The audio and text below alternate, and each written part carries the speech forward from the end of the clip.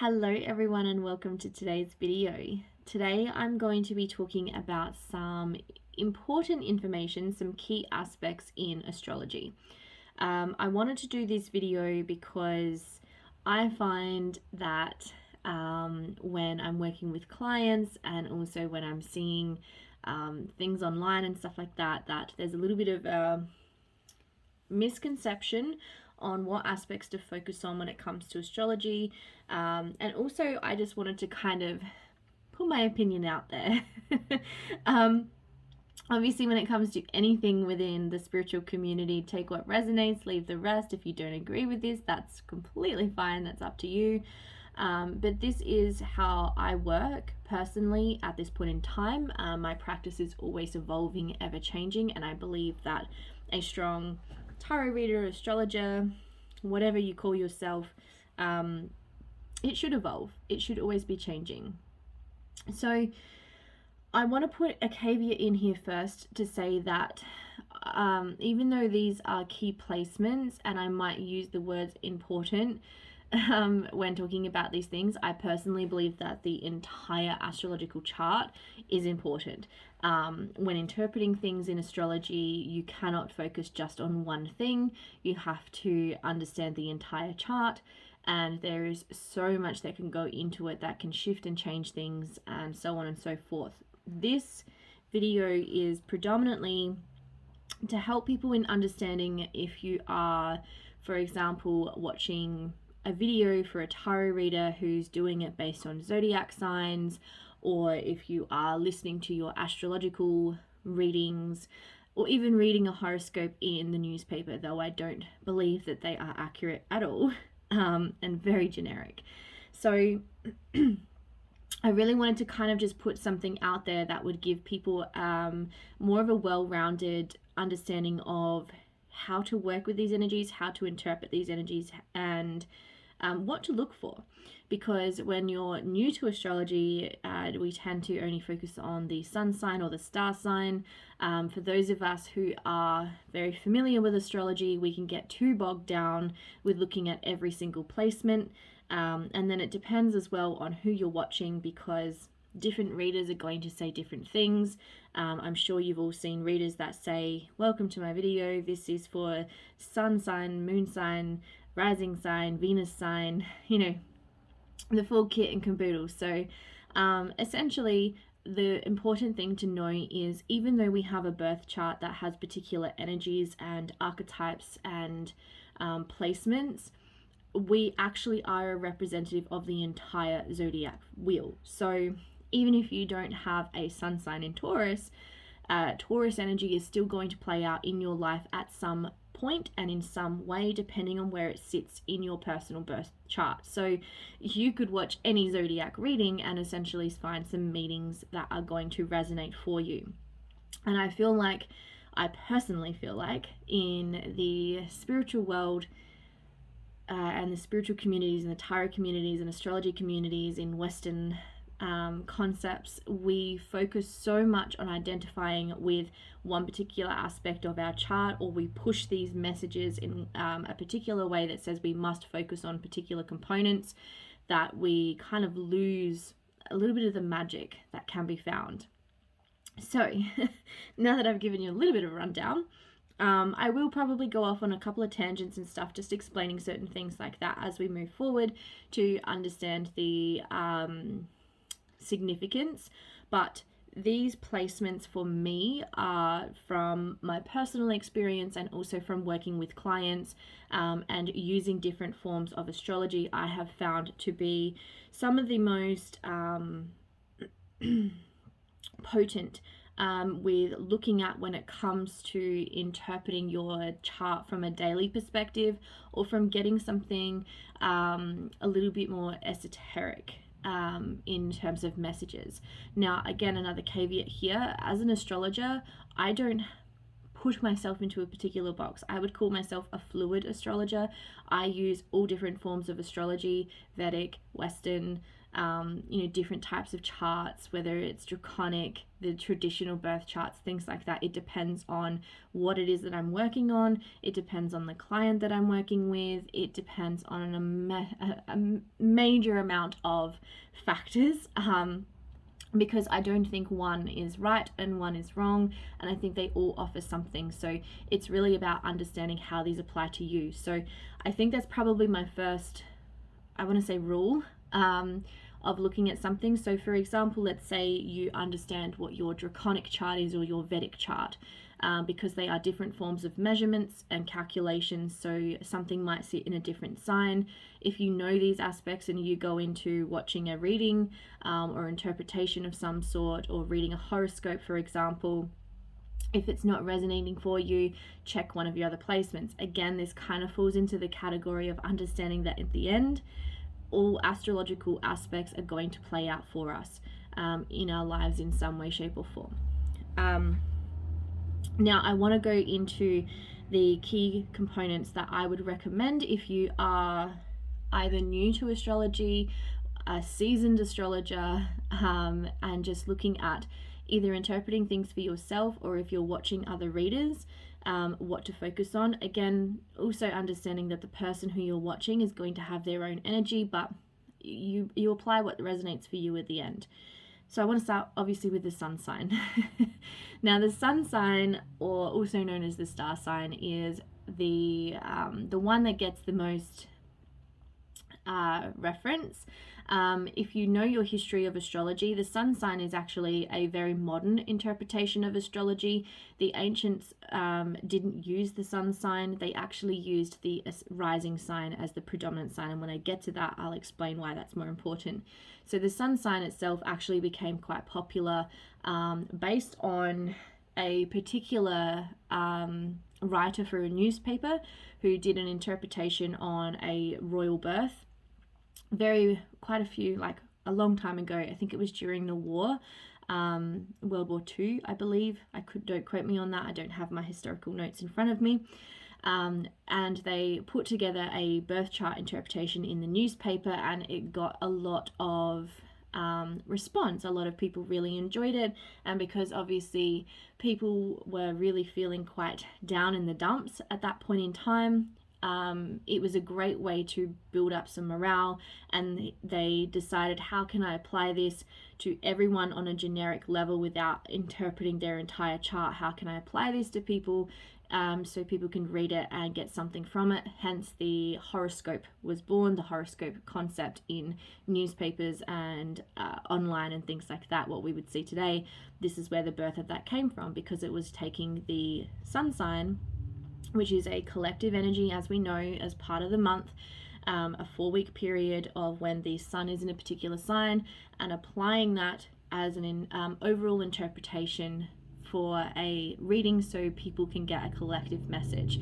Hence, that's where it was born. So the sun sign or star sign itself is actually probably one of the ones that we can quite often feel the most disconnected from for that reason, because it is very collective.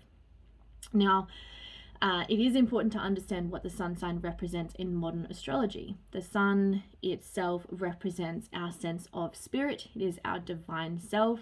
It is our greatest potential in this lifetime, where we shine the most. When we're accessing the energy, it is connected to our egoic self. It is our vitality, it's our health, it's our energy. It's also a representation of the masculine sense of self as well. Now, when I talk about energies, I don't mean just men and women. This isn't about gender specifically. This is about the understanding the energies itself of masculine, feminine, yin, yang, those components. And the sun does represent that masculine sense of self. Now, obviously, moving into like the particular sign it's in, that could be a masculine or feminine sign. So that's going to change the interpretation slightly, but it is how our masculine self, our conscious self, operates. It's that logical sense of things. It's how we connect into the world through our mind, through our spirit, through consciousness itself. So it is a very important component in our chart to understand, especially when it is connected to health wellness, vitality, energy, and how we can connect into our, I don't want to use the words destiny or fate, because I do believe that even though there is a sense of destiny and fate, that the things are still in our hands. And I suppose I want to put that a lot of caveats in there, that I don't believe a birth chart represents your fate and what you are destined for. It is a blueprint in order to understand how you can harness your potential, and how you view the world around you, and how you interact with the world around you. And it's a tool, essentially. It's like a map to understand your psyche, to understand your physicalities, to understand your experience in this lifetime, and how you can harness that to your greatest potential.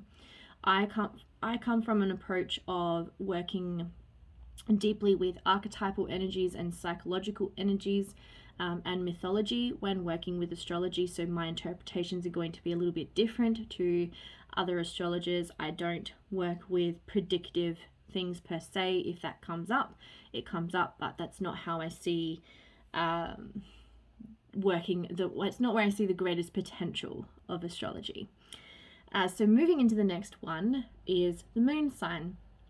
The moon sign is one that we sometimes can be a little bit confused about, which is ironic because it is the feminine side of things, and that is where we tend to get disconnected the most. Most astrologers will say to watch your sun, your rising, and your moon sign. The moon sign essentially is a key component of how we focus on our inner world. This is our emotional self. It's how we internalize things. That little voice that's in your head, that's connected to your moon sign. That's the best way to look at it.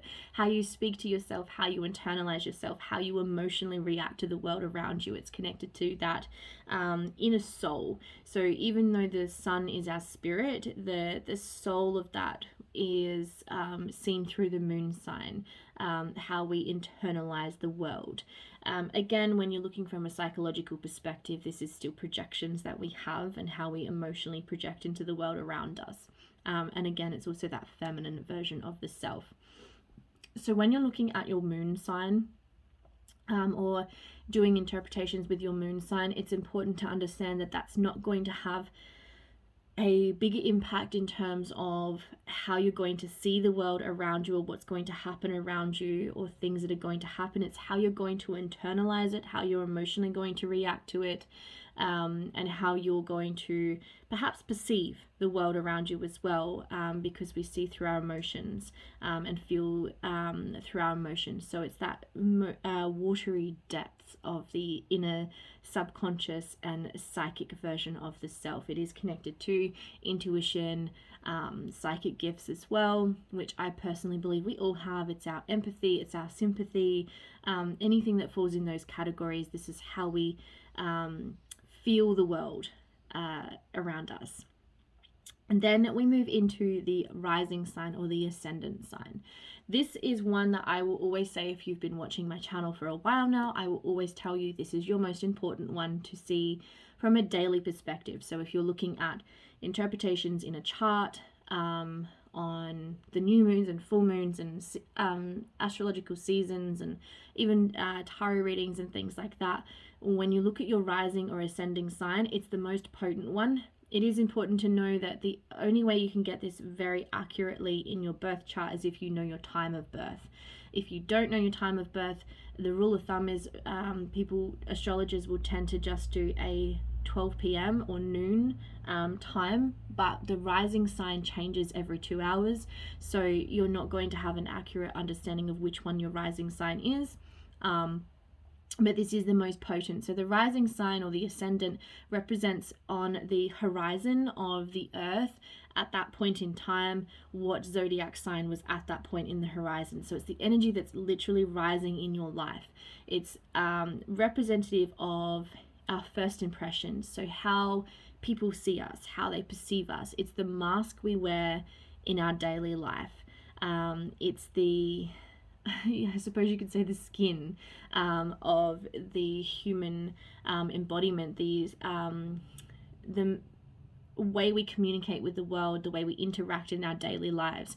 Hence why it's going to have one of the biggest impacts when you're looking from a very generic perspective of your daily world and predictions and things like that, because the rising sign is your daily life. This is how you're interacting with the world on a daily basis.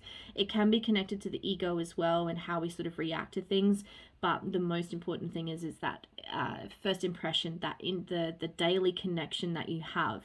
And once someone gets to know you, then they're probably going to encounter your sun sign as the next layer. And then as they're in an intimate relationship with you, for example, then they'll get to know your moon sign and how you interact on an emotional level. So you could see that the rising sign is like your shield. If you're going into battle, it's the thing that protects you first. It's the way you interact with the world around you. That's why I always say, watch that one first, then go into your sun sign and your moon sign. The next one I want to talk about is one that you have probably not heard any astrologer talk about. It's one that I recently have started incorporating into my own practice as well, and something that I'm going to be talking about a lot more on this channel, and it's the earth sign. What is the earth sign? The earth sign is where Gaia, or planet Earth, is located in your birth chart.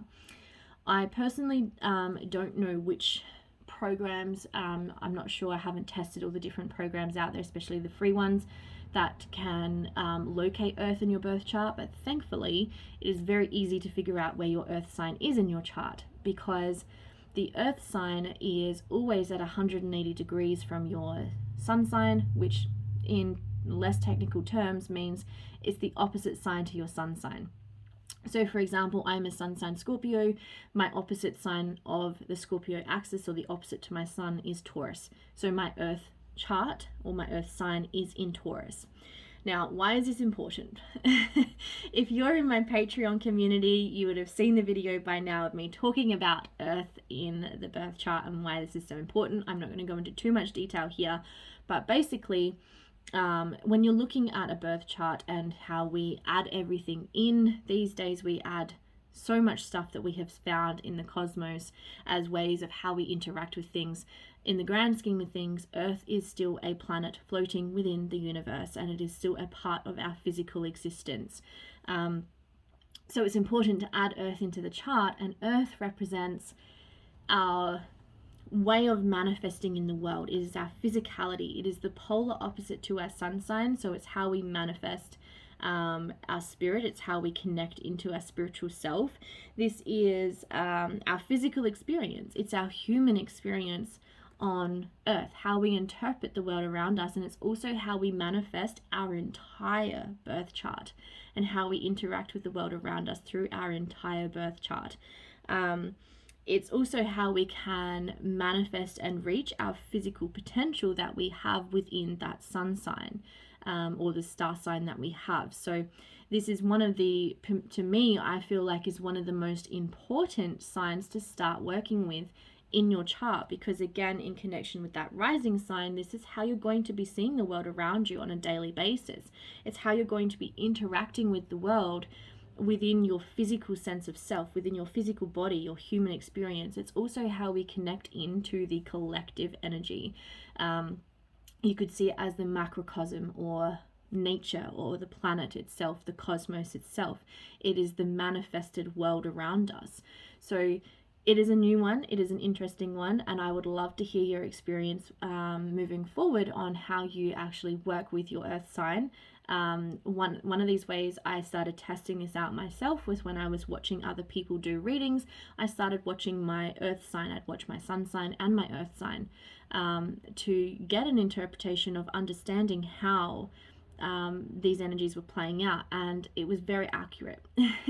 Very accurate in how things were manifesting. So when we start making the earth energy conscious in our life, when we start understanding that that is a reflection of who we are as a human individual and how we connect into the world around us, we can start to create that yin and yang balance. There's less polarity, and we become a unified whole, if that makes sense.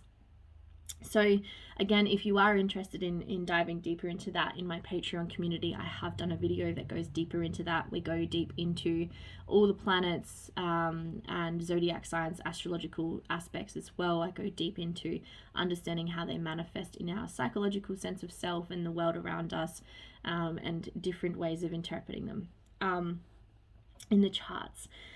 The next ones I want to talk about, which are slowly becoming a little bit more popular now in modern astrology, and that is the nodes. So this is the North Node and South Node. The reason why I feel like these are very important is because the nodes, the North Node represents our, again, connected to our potential, but it's the lessons we're here to learn. It's the things that we are trying to harness. It is our tools, you could say, of how we can create that greatest potential of our sun sign. It connects into how we can manifest around us through the earth sign and the daily things that we are interacting with through that rising sign as well. These are the ways that we can it's like life lessons. I want to steer away from using the words karma, only because karma is overused in modern spiritual communities now, and we see it in such a negative way. But it is about building karma, essentially. It's like looking at karmic astrology. So the North Node, or the true node, where your location is in your birth chart, is really going to show you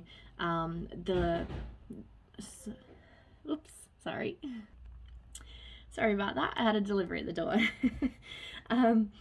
So the nodes are, in my experience, one of the most potent things that we can use to understand our life's purpose.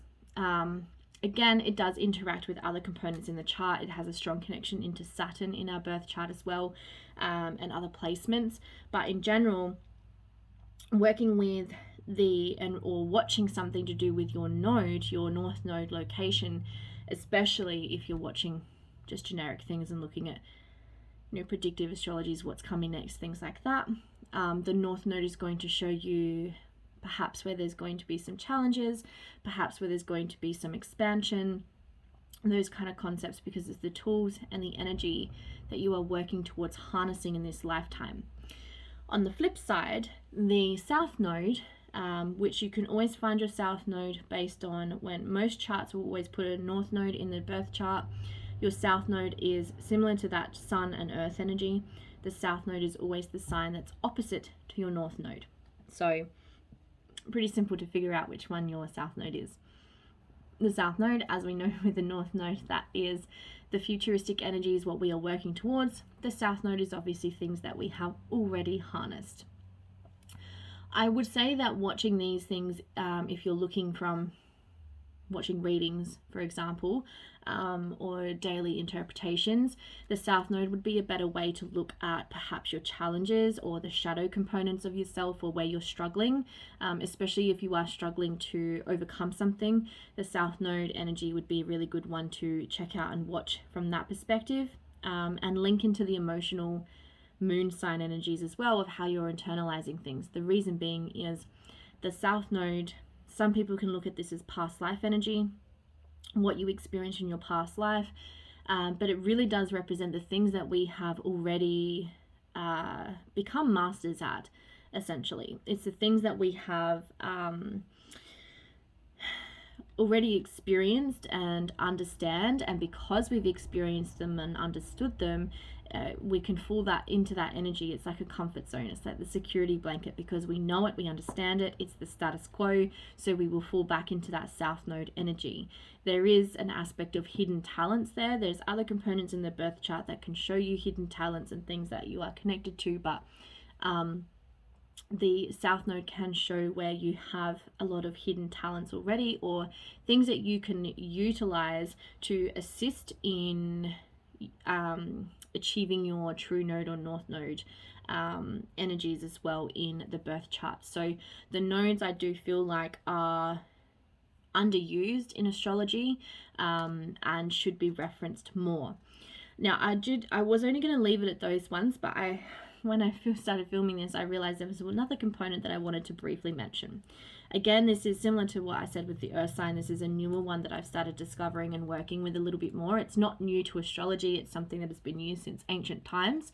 But I do feel like from my experience of seeing it now, it has helped to broaden the understanding of what we're working with, and that is understanding the decans in astrology. The decans are part of the houses, so it's not actually something you're going to know just from your zodiac of where you're born. It's actually something you're going to need to do a big chart deep dive into, and finding a chart. You can use astro.com. They're really good for adding a lot of components into the astrological stuff, and you can add the decans in through that, and that's all free software. One of the ones I use personally. The decans are part of a house. So we have 12 houses, as we do have 12 zodiac signs, and the houses in the zodiac signs are sometimes intermixed and intermingled, but the houses technically represent a component in our life, an experience in our life, whereas the zodiac signs are the archetype that kind of rules over that energy, if that makes sense. And then the planets are the overarching archetype that influences and governs the zodiac and then the house. So it's kind of like layers, like a cake. The decans themselves are actually angles within the house. So for example, the first house, which is governed by Aries, which is also governed by Mars. If you're looking at the first house, in each house, it's actually split up into 30-degree angles. The 30-degree angles, 30-degree angles are then split into 10-degree angles, and those 10 degrees are called a decan, and in that decan it is ruled by one of the elemental rulers of that energy itself. So Aries is a fire sign, for example. So when you're looking at your decans, you would have the other fire sign planets. So for example, you would have the Sun and Jupiter and Mars, and in those decans it would be ruled by one of those components. I know that's quite complex. I could probably do a separate video for those who want to go into decans even more, but the reason why I feel like it's important to understand what decans and where your planetary placements are within these decans is because that planet within that decan is actually going to have an undertone of that energy. So for example, if you have sun sign Aries in your first house, which is very potent Aries energy, and then it's in the Jupiter decan, you're going to have a Jupiter undertone with that Aries Mars energy. So they can, and then you look at what Jupiter rules. So Jupiter rules Sagittarius, its ancient ruler was also over Pisces as well. So you can see those placements and those understandings and how they can play out in your daily life. The decans are probably more useful for an overall interpretation of a chart, or when you're looking at transits that are occurring. So for example, if you're watching an astrologer do a reading based on like a new moon and just looking at the transits, you can see if any of those aspects are going to be activated within your chart. And again, there's another component. So if you want more on decans, let me know and I'll do a separate video on decans. But if I was going to leave it at that one, but one more, there is also the elemental component. Now, the elemental component, this is where Earth and the Earth sign can get confused because of working with the elements. Most of us would know, especially if you're a seasoned astrologer, that each zodiac sign is ruled by an element. There's 4 elements in total: earth, air, fire, water. And seeing what you have in your birth chart, if you have a prominent element in your birth chart or a lack of an element, it's really important to understand that too, because then you can use that as a way to see the readings, for example, that are based on that. So it's a good understanding if you've got stelliums. So if you've got a stellium of multiple planets in one particular sign, so a stellium is usually seen as 3 planets or more in one zodiac sign or one house. So you might have like for myself, for example, I have my moon, Mercury, Venus, and a whole bunch of asteroids in Sagittarius. So I have a stellium in Sagittarius. I have the same thing in Capricorn. I have quite a few placements in Capricorn as well. So I have a stellium in Capricorn.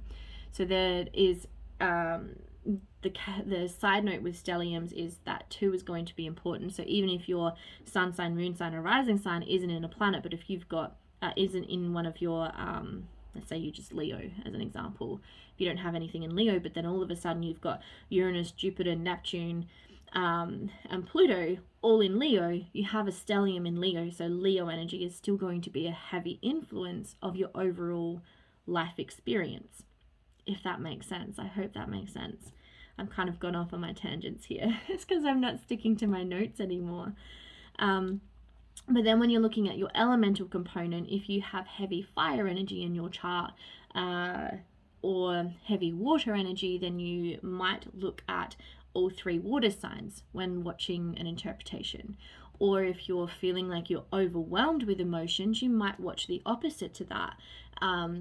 So in terms of the elemental opposites, or you might watch all the other elements themselves to see where you can find balance, so on and so forth, if that makes sense. So the elements are another key component to understanding an entire birth chart. Now, I was originally going to go into all of the other placements, but I didn't want to because that'd be a very long video, and I feel like they're not as influential in your daily lives, so to speak, in terms of if you're watching readings and things like that. If you're looking at things just purely from a transit perspective and an astrological perspective, definitely check out those planets and those transits. I would say get a astrologer to help you out there if you're not sure what you're looking at, or just research as well and understanding things. But I know a lot of people talk about Venus placements when you're watching tarot readers. A lot of people mention Venus.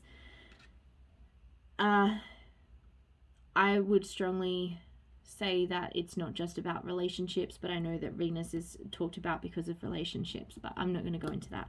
I can do a separate video of understanding what aspects in terms of chart interpretations to look at if you're wanting to look at readings and things like that that are more applicable for relationships, love, romance, those kind of things, because Venus is not the be all and end all.